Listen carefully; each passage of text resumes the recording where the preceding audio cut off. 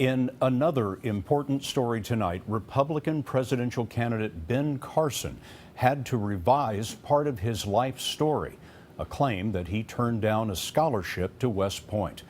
The latest poll has Carson neck and neck with Donald Trump, Marco Rubio, and Ted Cruz in third and fourth.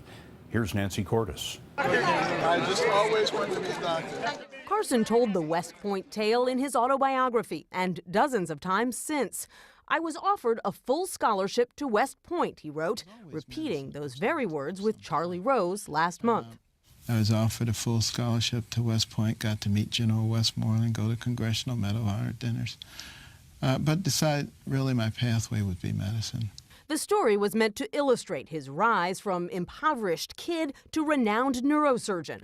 The trouble is, the U.S. Military Academy does not offer scholarships. Tuition is free in exchange for military service. You now acknowledge that you didn't actually get an offer because you didn't apply.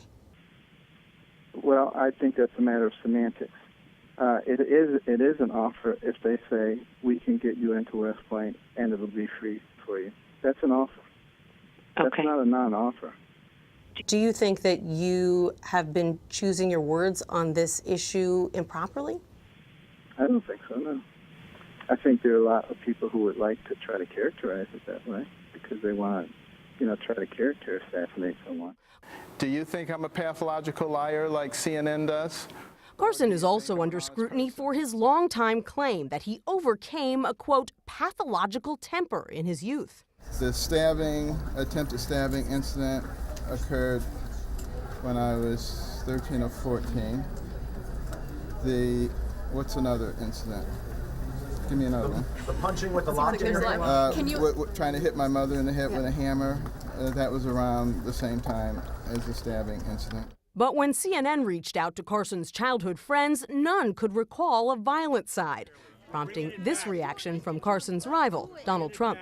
This is the first time in the history of the world where a politician is running on the basis that he tried to stab, and some people are saying he's not credible, okay?